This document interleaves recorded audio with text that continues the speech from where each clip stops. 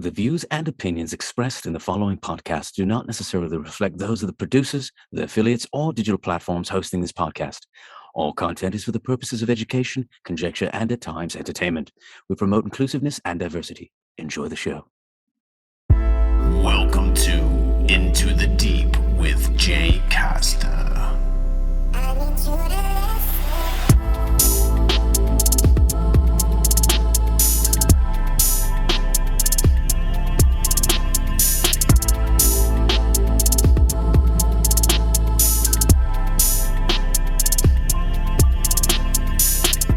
Welcome to Into the Deep.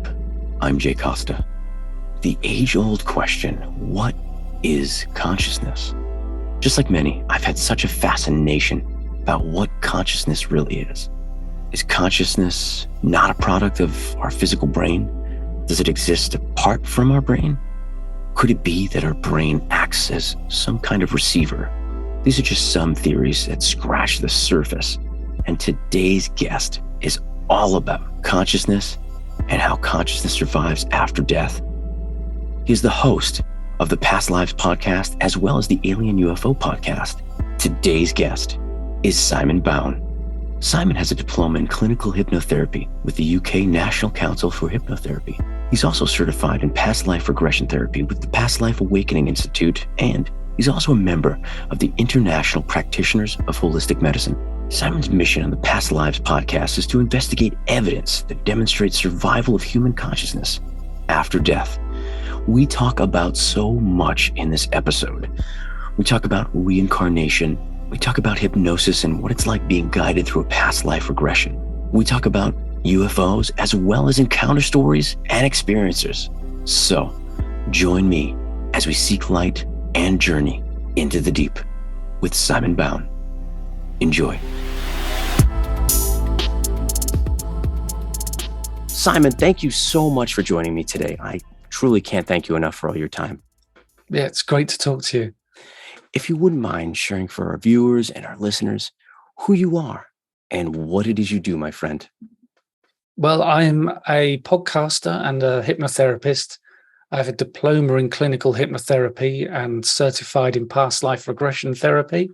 And that is all I do with my hypnotherapy is past life regression. And so I take people through it from a therapeutic point of view. It's not often we go, say, looking for verification details, somebody's name and where they lived and that kind of thing. So it's all about helping people and being therapeutic. And then in my podcasting, I produce two podcasts. One's called the Past Lives podcast. The other one is the Alien UFO podcast. I produced over 250 episodes. Each one's an hour-long interview, and then there are extended episodes, so it can go longer. And almost everybody that's been on my podcast has written a book. And so that's where I get my questions. I read the book to harvest the questions and get an understanding. And so 250 episodes is nearly 250 books. And that's just doing the podcast. So it's been quite an education. But I started this interest. It's called the Past Lives podcast, which sounds it's just about reincarnation. But I cover everything, people's near-death experiences, mediumship, deathbed visions, remote viewing, and psychic things. So it's quite a wide thing that I look at. And I remember getting books out of the local public library when I was 10 years old, all about supernatural stuff. And I went to the College of Psychic Studies in London during the 80s.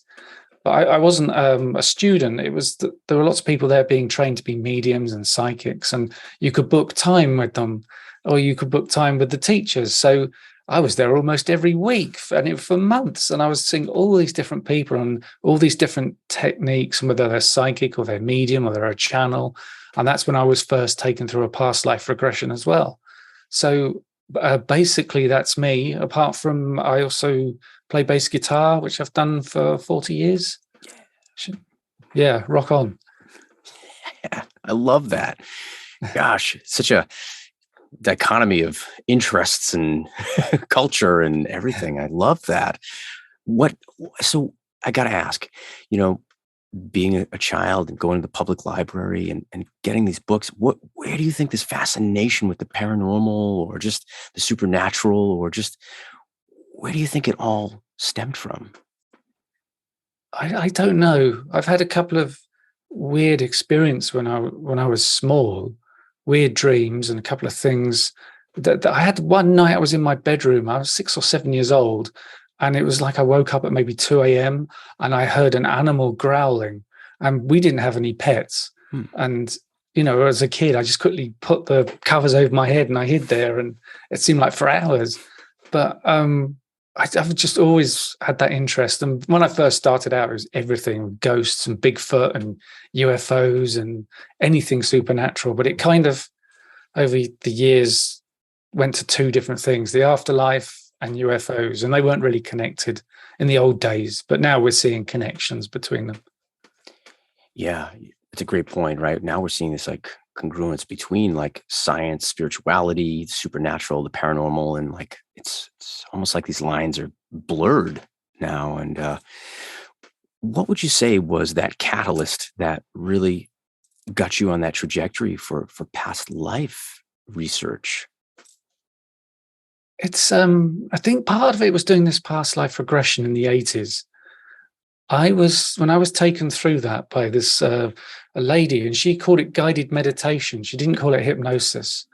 But I remember lying back on this couch in this, because it was a really big old Victorian house. I think it was owned by the Society for Psychical Research, which started in the Victorian era, and they had a massive library in this place as well.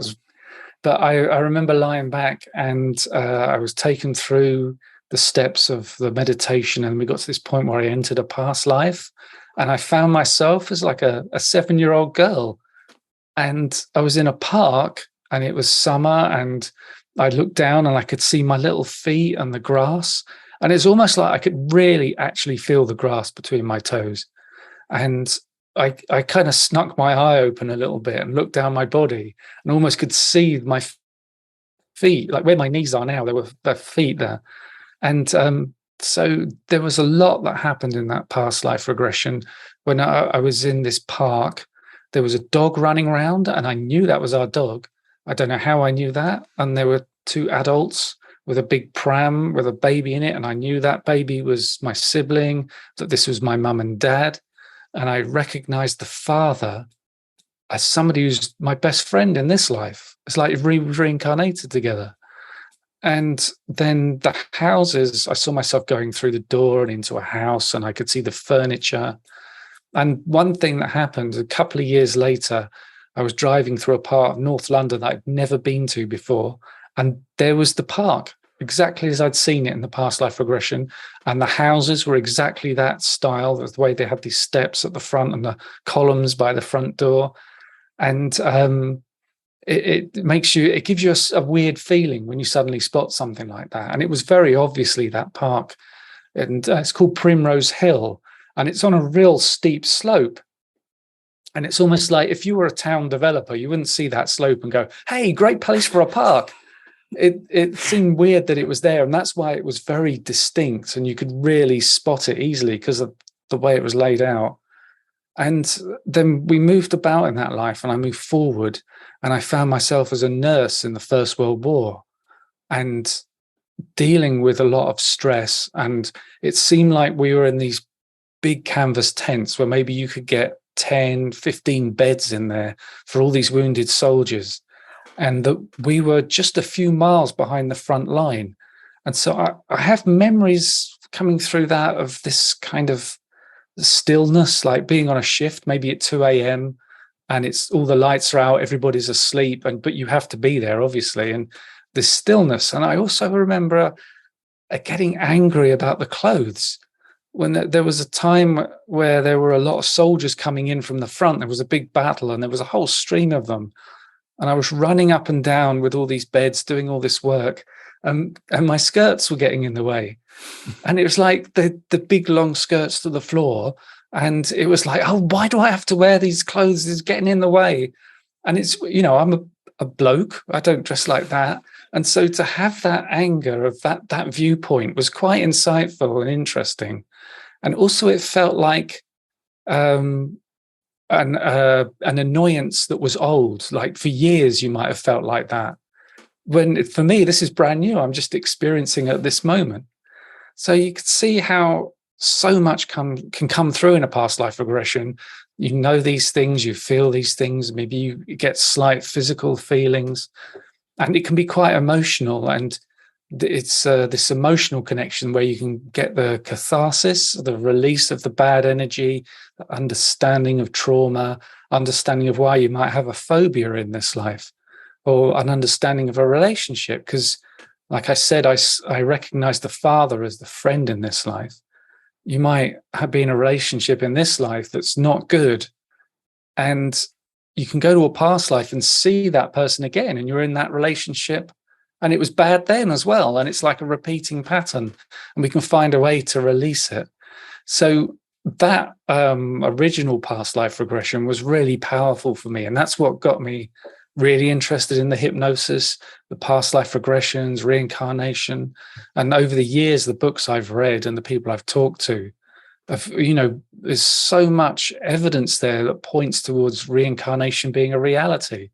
So when I decided I wanted to take people through past life regressions, but I wanted to do it properly. I wanted to get a real course in hypnosis. So I really knew what I was doing.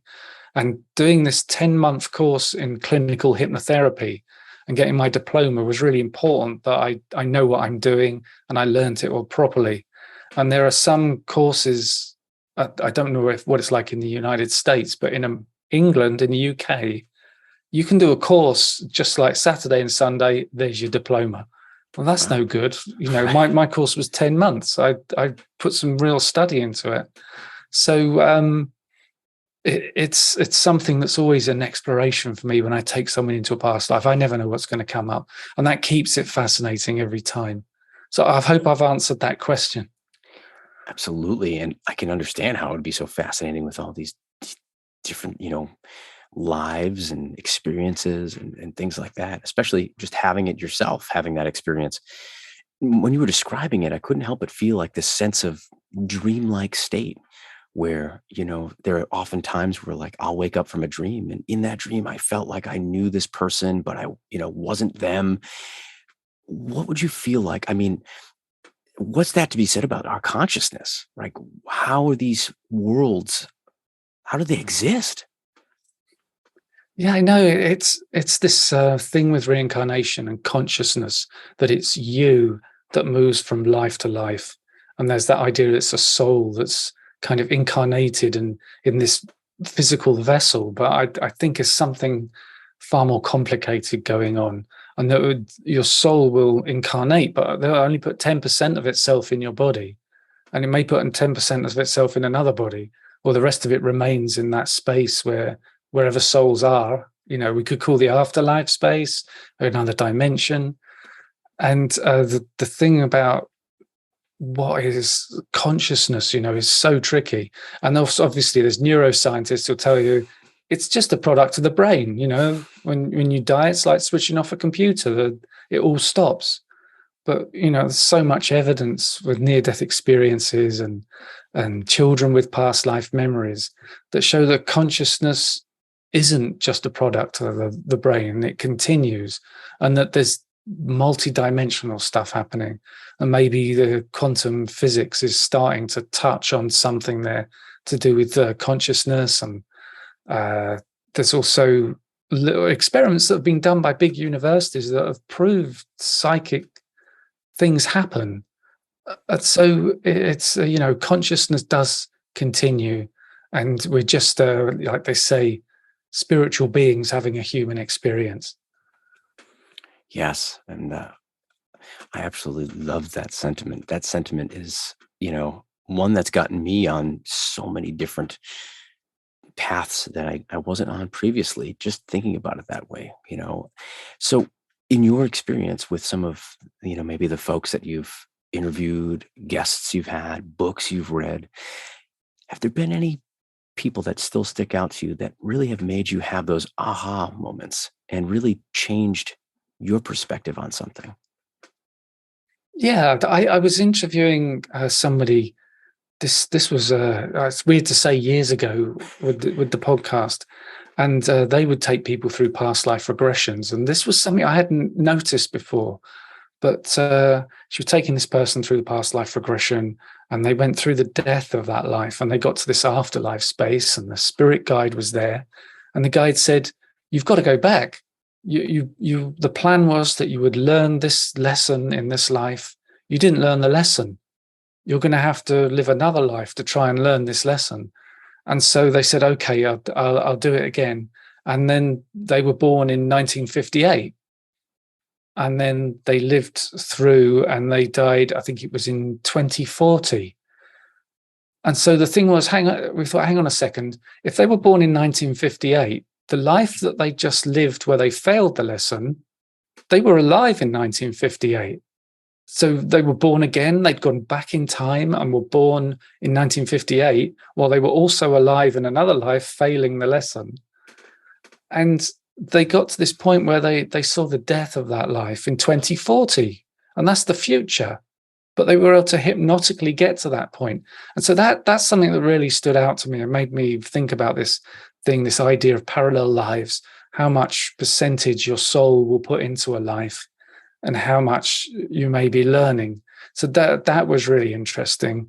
And I talked to a woman on the podcast called Jenny Cockle, who has memories of past lives, and she's never been hypnotized. She just remembers them. And she says when she was at school and she was a little girl, she thought everybody remembered past lives. And she talked to her friends about it and they thought she was crazy. So she learned not to talk about it. But she remembered this life in Ireland, and it was in this town called Malahide that's north of Dublin. Now, she's from North England, and she wasn't in a particularly rich family when she was married, but she managed to get the money together and go to Malahide. And when she got there, she walked down the street. She remembered it all. She said, "Hey, the butcher's shop used to be there. I used to take the shortcut round the church to get to my house in the lane." And she went to this place, this small cottage that was her house, and it's now derelict.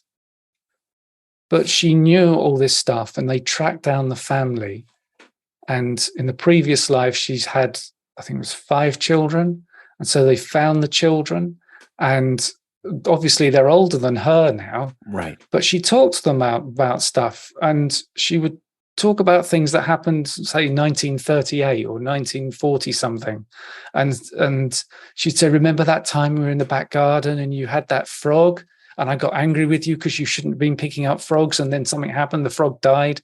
And the kids were like, "You couldn't know that. How could you possibly know these details?" And she had loads of stories like that. And it got to this point where the children accepted her as the reincarnation of their mother because she knew so much that there's no way she could have known. And that's not the only life she remembered. She remembered one when she was a small boy that died in the Second World War. She remembered her life when she was a young girl in Japan in like 1890, 1900. And she drowned, and she found the brother of the small boy, and he's accepted her now. She went to Japan and found the house where she had lived. The Japanese TV made a documentary about her and in this house and all these people. And she went in the house. She was saying, "No, that's all wrong. There used to be a kitchen here and the wall here, and you've knocked down the side of the building." And the family's like, "Yeah, that's right. How could you know that?" So that really stood out to me as well, that she had these memories, and she says they just seem like normal memories from this life. And they were so much verification there. And that's really stands out, makes you think this reincarnation, there's something happening there. And I also feel like we could never really know what's going on. And then it could be really complicated. And I've heard other ideas about multi-dimensions, lots of planet Earths, lots of me's, lots of you's having different experiences. And then there's that idea that in the afterlife, time doesn't exist. Mm-hmm. So your soul could be experiencing all of the lives in the same moment and not this linear thing, one after another. So it starts to fry your brain when you think about how complicated it could get. So there's 2 people, that really stood out for me. And I talked to somebody about near-death experiences and verifiable near-death experiences. And there's a book it's got 100 verified near-death experiences. When I say verified is that while they were outside their body, they saw something and they talked to somebody about it when they came back, and it was verified that this thing actually happened while they were dead on the operating table. And how could they possibly know that thing? And there was one of them that stood out, was this guy who was having an operation and he died and he came out of his body, and there was, he looked at all the machinery showing he was flatlined and his heart wasn't beating and the frantic medical stuff. And there was a nurse in the hall he could see through a window, and he looked at her, and then suddenly it's like, pow, he's with her instantly. And he could hear her conversation with her husband. And he thought about her husband, then he was with the husband. This like instant teleportation. And he was in this guy's apartment and he was looking around it and he thought the guy's socks were hilarious. And he came back to the body and he came out and he was saying to the doctors, the surgeon and the nurses, no, this happened. And she was on a call and they could look at the call log for the phone when she made the call, and they could say, yeah, that was exactly the same time he was flatlined in the operating theatre. And so the surgeon went off and he found the apartment, and it was exactly as he described. And the guy says when the surgeon came back to his bed in the hospital, he was holding on to those hilarious socks, some kind of proof saying you could not have known about these socks unless you had seen them. So, and there's verification there that consciousness was outside of his body, that he went somewhere and saw something. And then there's verification with the lady with her past life memories of all that stuff verified. And this is what gets me excited. And even after 250 episodes, it's still amazing. And I'm still, loving doing it. That's awesome. And there's just so many questions. That's why, there's that motivation and that inspiration to just keep going, it seems, right? Like there's still so much to uncover, so much for us to really just kind of quantify. And like the way I like to think of it is like, when you brought up a great point, like life isn't this linear thing, right? There's so much more to it. What if it's a multiverse? And it's almost like human ability or human consciousness, right? Trying to like really understand it is like the equivalent of like when you first got into rock and roll, it's like the equivalent of like listening to AC/DC, or you're going to listen to King Crimson. And there's a complete difference in like time signatures that maybe you're not ready for just yet. And you're really able to just really start taking in different layers of things as maybe our collective consciousness grows. What do you think about that? Like, if you think that's why we're starting to really uncover more about maybe reincarnation, maybe talking about consciousness and how it's able to really travel? I think that we're moving forward with spiritual kind of knowledge and learning things. And there's that great work that's being done at the University of Virginia by Dr. Jim Tucker and Dr. Bruce Grayson and others. And Jim Tucker works with children with past life memories, and Bruce Grayson works with near-death experiences. And they're proper academics in a university doing this study, moving the knowledge forward. It's not, just me as an amateur scrabbling around trying to do it. And they're not the only academics who are finding real evidence that consciousness is more than might be suggested. We're not just biological robots. And I heard a phrase about science. It doesn't sound very nice, but science moves forward one funeral at a time. You've got to wait for the old guard with all the old ideas to move out the way for the young people who are more open-minded and more into searching, thinking outside the box, so to speak. And then there's people like us on the internet who are producing these things, and they're spreading the information as widely as possible. That's one of the reasons I do the podcast, because, I see stuff and I think, this is just amazing. Nobody knows about this. Maybe if I do a podcast, somebody might listen, and we spread this information. And also this information can be therapeutic in a way. You probably get emails like me with people saying, your podcast is just amazing. I had a terrible fear of death, and it would keep me awake at night because I think that's the end of me. But now gaining this information has changed my life.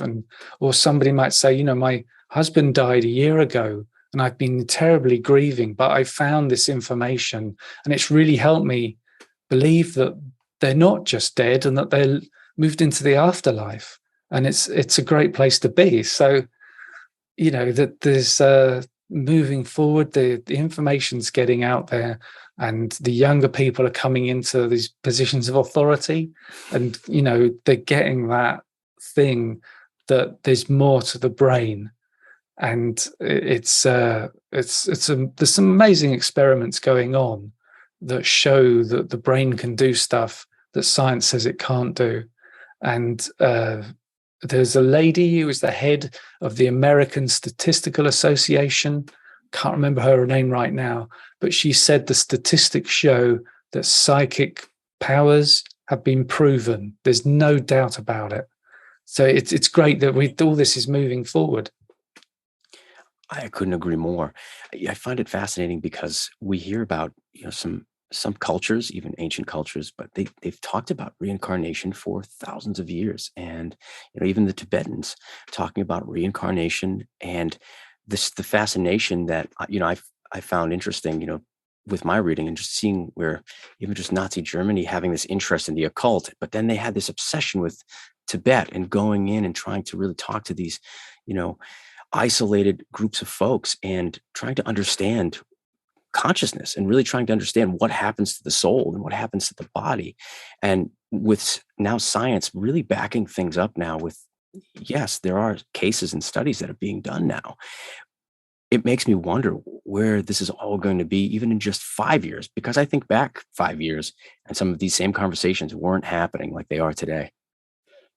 Yeah. And I'm hoping in 5 years, they'll see more of a connection between our lives and how we live them, and reincarnation, soul plans. But then you see more of a connection also with the UFO phenomena and Right. what's happening there. And the weird thing that people who claim to have been abducted by aliens, they have these after effects that to do with amazing synchronicities happen to them. They can't wear wristwatches because they don't work, and electrical items malfunction around them. And these weird after effects, they have psychic flashes. But then you find out people who've had near-death experiences, they have exactly the same after effects. So that it seems like there might be some connection there. And I had this lady as a guest on the podcast, and she's a kind of psychic medium, I think, and her specialist is communicating with your spirit guides. So you go and see her for that, not to talk to, say, a dead loved one, but with your spirit guides. And she was saying that one night she woke up standing next to her bed, and at the end of her bed, there were 4 ETs, these greys, aliens. And she was freaked out, and she looked at the bed, and her body was still in the bed. She was having an out-of-body experience, like when you say a soul or a spirit had left her body, and there were these ETs. And as soon as she saw her body in her bed, that freaked her out, and suddenly, bang, she was back in her body. And she sat up, and there's no ETs there. So it was kind of like there's this astral area where the ETs are, that she could see them when she was in spirit form, but when she was physical, she couldn't see them. So that's that weird connection that they may be in that space where afterlife is, where all our spirits are. And there's another thing where some people have been abducted by aliens. I don't know if that's the right phrase. They call themselves experiencers sometimes. Right. And for some people, it's a spiritually transformative experience for these things. But they would say to the ETs, "You can't do this to me. You've got no right to abduct me like this and do these things." And the ET would say, "But you agreed to this before you were born." It's like, it's part of your life plan. And it's this weird connection there between the reincarnation. And because I've taken people through past life regressions who've gone to lives on other planets. And it's not me directing them there as a hypnotist. I use the same process to go into a past life that you might find on Earth, but they just say, "I'm not in a human body. I'm on some other planet." And it's fascinating when that comes up, and we can go with it and find out about that stuff. Yeah, so I've started rambling then. I was going all sorts of directions. No, that's great. That's what this is about. We're going into the deep. That's what we do, Simon. And I wonder too, because when we think about our dreams and we think about our lives, and then we think about consciousness. But then I also start thinking about, like you brought up with, extraterrestrials and aliens. And some people theorize that people who are experiencers are on a different frequency or a different vibration of their own consciousness or their journey. And maybe that's how we're able to see these beings, and they're able to pop in and out of this dimension that we recognize. Um, what are your thoughts on that? I guess that ideology of do you think that extraterrestrials are using that consciousness or that sort of like interdimensional travel through consciousness? Like, how do you think it's working in your opinion? Yeah, it's a difficult one. Yeah. There's an idea that I've heard of: you don't see a UFO unless they want you to see them. And you can have a sighting where you have 5 people, 2 of them will see the UFO, the other 3 won't. It's almost like the UFO can present themselves to your consciousness, because as to these people's consciousness, but not to those. It's like they have some telepathic ability to Right. cloak themselves. That's getting a bit Star Trek and cloaking devices there, but it's also a thing that UFOs have lights all over them sometimes, and they've got such technology. They're perfectly capable of flying around without lights on. They don't need anti-collision lights. So why do they have lights on? It's because they want to be seen. That's the question there. And so we hear about people having lives on other planets, and the ETs saying, you agreed to do this before you were born. I think there's a thing where the ETs, the aliens, the UFOs, it's all part of the big picture. And we're getting some of the puzzle pieces for this picture, but we can't see the whole picture, but we can see some of it. And it's, people talk about raising the earth or raising mankind and moving into a higher level, and that maybe what the ETs are doing is part of that this abduction phenomena is raising a lot of people, because they start out when they're younger, maybe in their teenage years, and people talk about being abducted maybe twice a week for months, and then maybe once a week, and then maybe once a month, and then it all ramp up again. So it's not just a random thing that they're abducted once and they start off hating it and being terrified, but over a few years it changes their relationship. And so with the ETs, when they turn up, they're not freaked out anymore and they're not scared, and they go with them, and it's not an abduction, and they've been raised in somehow the consciousness. The ETs are said to communicate telepathically. Maybe it's an accident, maybe it's a byproduct, that people are raised and have a spiritually transformative experience with ETs. But it's just weird, because I talk to other people with other experiences, say people have a near-death experience and they move into that afterlife space, whatever it is. I've never heard one of them say, oh yeah, and there was an ET there with my grandfather, or something like that. There's never any mention of it. But I kind of think near-death experiences, that's such a huge subject to talk about for hours. But I kind of feel that when somebody has a near-death experience, the space they move into, whether it's heavenly or it's more like Earth, because people have such different experiences, it's almost like a staging post, or it's the theater of the near-death experience, that everything you see and experience is built just for you, to give you just what you need, and that you're not actually going into the afterlife. Your spirit guides or whoever's involved build something for you that will give you that thing. So it's just amazing how it all connects up. And the people who have ET experiences, like I said, they can become much more psychic and have premonitions, and it's good and bad, but it's all connecting up in some way. It's interesting what you're saying there. It's almost like they're given this very personalized experience where maybe the surroundings and maybe the people or the beings that they encounter are for their own personal observation, like almost like their own personalized, allegorical example so that they can understand it on a deeper level, which could even tie into, like you said earlier, maybe three people being together and one witnessing or experiencing a UFO sighting. That it's almost like, could it be that these beings somehow, like you had said, we agree to these, or these individuals agreed to these contracts, if you will, or agreements before birth, that they're almost directly making sure they're getting that message themselves? Because that's what it's starting to sound like with just some of these things, that only the individual would understand that environment and that experience. Yeah, that's why I kind of think of it as a personal theatre, because it's all a performance for you. Right. I talked to this lady called Nancy Rhines, and she had a near-death experience, and she died on the operating table. She was cycling and she was hit by a car, and she went into this space. She said it reminded her of Scotland. She'd never been to Scotland, but it was this wonderful open meadow with this forest around her and mountains in the distance, the most incredible heavenly space. And she said there were a couple of people there who she said they were on her spirit team.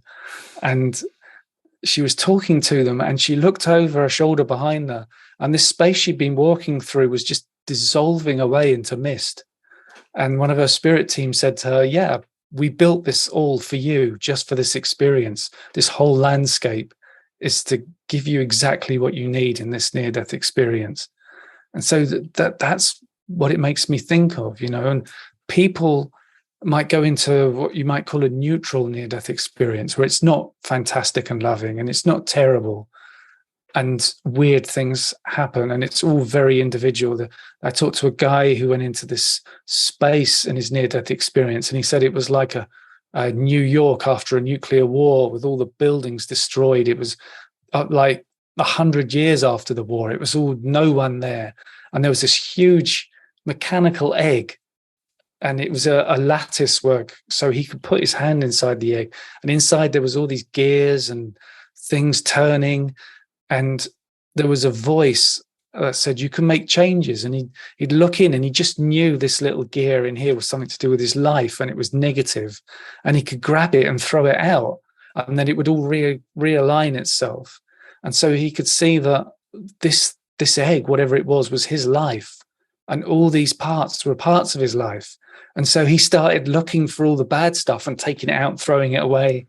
And then suddenly he thought, hang on, if I'm throwing away all these bad experiences, am I removing parts of my life so that I'll die younger? I'm removing all these minutes and hours from my life.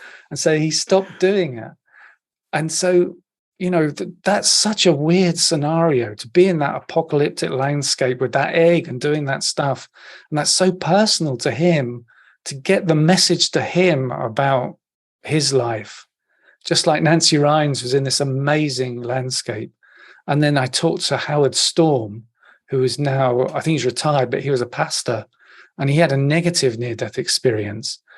And part of that, he was about 30 years old, and he was teaching art at a university, and he took his students to Paris, and he had this terrible stomach pain, and he ended up in hospital. And he was lying in his hospital bed, and it was this tiny little hospital outside of Paris, and it was the weekend, and the nurses said, oh, all the doctors have gone home. We're trying to get hold of a doctor to come in and help.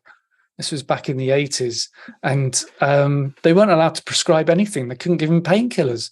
He was in this terrible pain. And they found out that his stomach acids were leaking into his abdomen. And he thought he was going to die. He's in so much pain. And the next thing you knew, he's standing next to the bed, and he's looking down at his body. And there were these voices in the hall, and they said, hey, Howard, come with us, come with us. And he thought, it's time for my operation. So he went out, and there were these people, and they walked down this hallway, and it got darker and darker. And he started to think, this isn't right. I don't remember the hospital being this big. This hallway's going on forever. He said, I'm going to go back. And then these people started getting really aggressive and swearing and pushing him around. And he went with them and in this space that was complete darkness. And it wasn't a nice experience. And then he was an atheist, But it got to this point where he was trying to call on Jesus and God, and he was trying to remember a prayer, and he couldn't remember, and he started reciting Shakespeare, and he started singing like a commercial music from around Christmas time. But then he suddenly remembered the Lord's Prayer, and he started saying it over and over, and all these people around him started backing off, and they were shouting at him, these prayers can't help you. But he realized they were backing off as he was saying the prayer. And this pinpoint of light way above came down and picked him up and took him into the light. And he said that he was with Jesus. And I said to him, well, how did you know it really was Jesus? It wasn't just some spirit presenting themselves. He says to me, oh boy, you know, when you're there, you know. But he had that experience, and he went into the light, and it affected him so much. It changed him so much. He went to seminary, and he became a pastor. And before that, he was an atheist. He was an aggressive atheist, and that was such a change. And I think he ended up getting divorced because it changed him so much. His wife couldn't live with him anymore. She was an atheist, And so it was like, if you look at his life, and we were talking about you get what you need, it's almost like that near-death experience. His spirit guides knew what he needed, and they constructed that whole scenario for him to change his life. And it's what we see in near-death experiences is people change so much between before and after, and they may only last like 2 minutes in Earth time. I've had people tell me about there being a near-death experience for 2 weeks, but the doctors will say, no, you were dead for 30 seconds. Or they'll be there a year and they'll be dead for 2 minutes. But it's that thing where, like we were saying, you get exactly what you need. It's the theater of the near-death experience. It's all constructed for you. And it made such big changes to those 3 people that I've just talked about. And it's why it's called a spiritually transformative experience. And people talk about being in the near-death experience, so their perception is incredible, their eyesight and their hearing, and they say that they can think faster, and they have tremendous knowledge about the universe, which none of them ever seem to bring back with them. It's like I talked to Eben Alexander. He had a near-death experience, and he was professor of neurosurgery at Harvard Medical School. And so when he had a problem with his brain that killed him, he's the perfect guy who's going to be able to read his medical stuff and work out what was going on. Right. And he was saying that he got exactly what he needed because he was an atheist beforehand. And now he's not an atheist. He didn't become a kind of religious like a Christian or something, but he's very spiritual. Mm. And he was saying that what happened to his brain, there was no way it could construct these things and remember them. There's no way your brain could form those memories when it's in the state his was in. And he had a very interesting verification where he saw this young woman during his near-death experience in the afterlife. And it was later, he was adopted and he never knew his birth family. And he tracked them down, and there was a picture in the house, and there was that woman in the picture. And they said, yes, that was your sister, but she died years ago. And so he'd seen her in the near-death experience. He didn't know what she looked like. And it was later verified, and he met her in the afterlife. So it's quite amazing how all that's come together. But I was talking about perception, because there's one of these critical things that skeptics will say, it's all dreamlike. It's the product of a dying brain, but the perception is so much better than normal. People talk about how they need glasses in normal life, but in the near-death experience, they don't need glasses. And I was talking to a woman who had a near-death experience, and she said she looked down at her hands, and they were like 18-year-old's hands. And she had moved into her 18-year-old body while she was in the afterlife space. So yeah, it's amazing. I get quite excited talking about this stuff, even after all this time. And it shows. I mean, successful podcast, a lot of great guests, and fascinating stories. And each one unique and different and tailored, to that specific person, that experience that they have. So, I mean, kudos to you. Thanks. So I got to ask, with the podcast, I mean, we're talking hundreds of episodes. We're talking, a lot of research that goes into it, each and every guest. I got to ask, Simon, any plans for you writing a book or anything? I've got an idea for a book, but I'm not in definite plans to put it together. Right on. I had this idea of looking at different aspects of the near-death experience, which I haven't seen a book quite like it, and I could take transcripts of what near-death experience have told me in podcasts, and there may be a chapter about the life review, a chapter about spiritual beings that you meet, a chapter about dead loved ones that you meet, a chapter about the tunnel that people say they see when they have a near-death experience. But actually only 15% of people who have a near-death experience talk about going through a tunnel. The rest of them, there's no sort of tunnel. But yeah, that's my idea for a book, and I'm looking at constructing that. Awesome. Good deal. How about some music? Any music, Simon? What are you listening to? Oh, well, because I've been playing 40 years, and I started out. I got my first bass on my 15th birthday, and like 2 days later, my brother had bought us tickets to see AC/DC. Yes. And it was on the Back in Black tour. Wow. And it was in Hammersmith Odeon in London, and it was all seated, and we were in the second row seats. And so if anything's going to pummel into a 15-year-old's brain, they want to be a rock star, is receiving an electric guitar and then seeing AC/DC 2 days later. So I just went crazy with it, blisters on the fingers and all that kind of thing, and learning AC/DC songs and Van Halen and Rush and all those bands. Oh, love it. And you must have seen some really great shows, especially growing up there. Yeah, I remember it was almost every 2 weeks or every month, somebody would be playing at Hammersmith Odeon, and that was just down the road from us, so we could get the tickets. And I remember it was maybe £3 for a ticket, and that's a ridiculous idea now. But I saw everybody from Ozzy Osbourne's Blizzard of Oz, and I saw Budgie and the Scorpions and Motorhead, seeing all those sorts of bands. And then later in the 80s, my bass playing got a bit more technical, and I started seeing more funk and disco and all these great bass players, and then Metallica as well. And when I first heard of Metallica, nobody knew who they were. We were playing songs from their first album.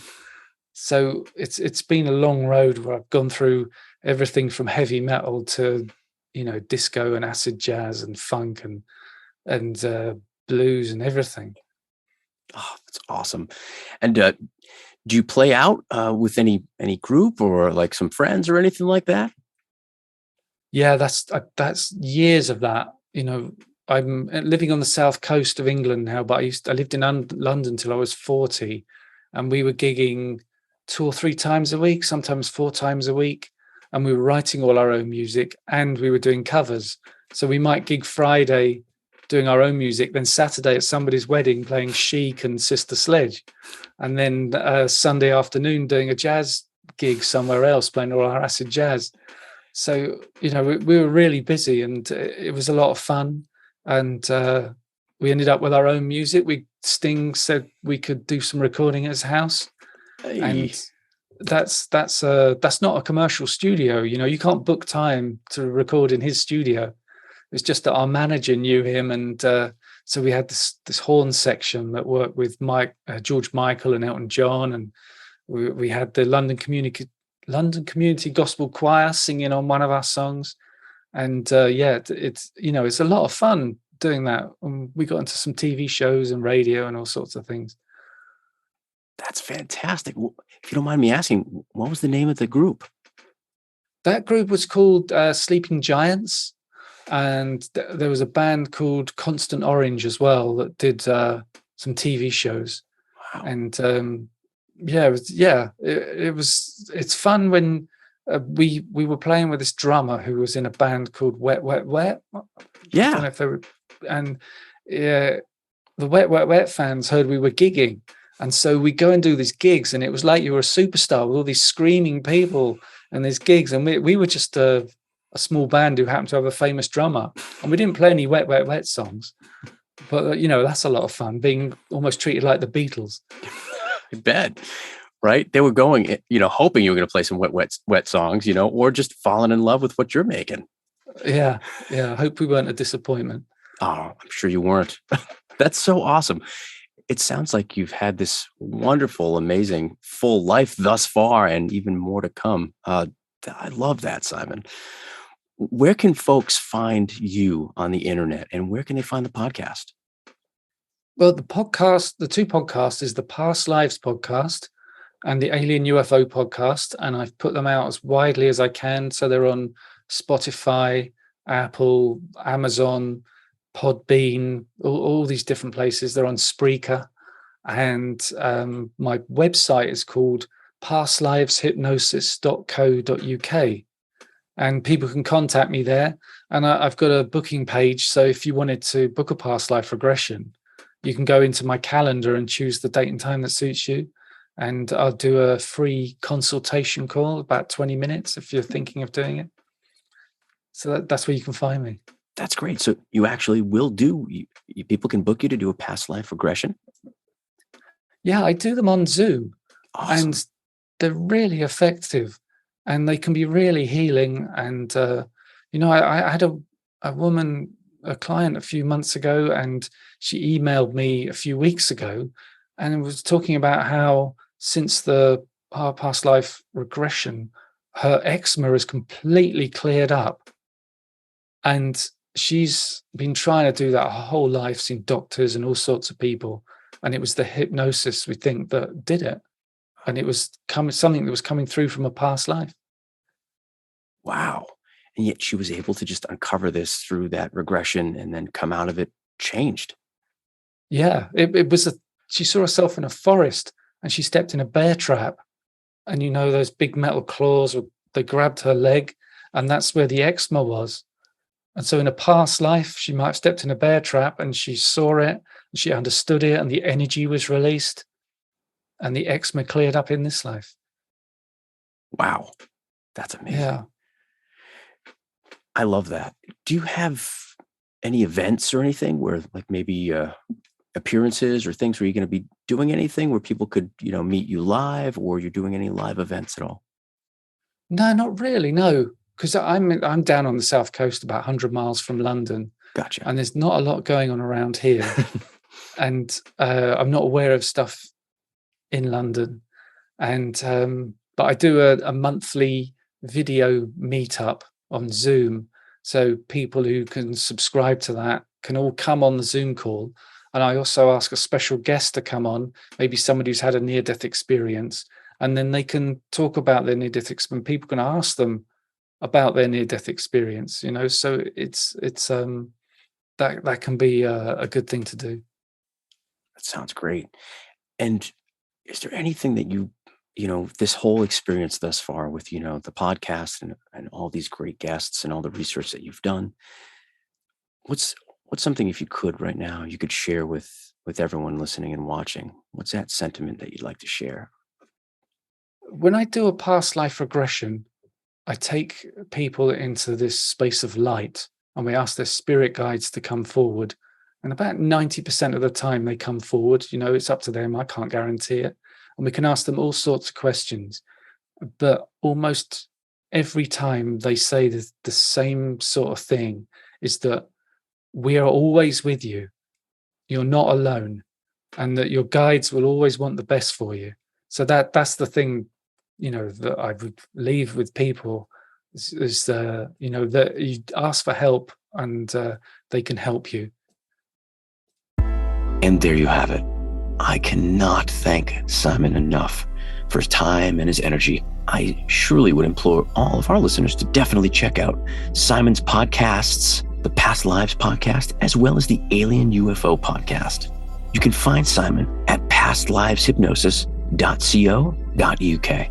Thank you all for joining us on this journey. If you liked this episode, drag your finger across those stars and give us that rating. Please, we're still a new podcast, so every rating helps. And if you're watching this podcast, hit that like button. We hope you're subscribed to the channel and hit that notification bell so you can find out about new episodes when they come out. And until next time, take care of one another and keep thinking for yourself.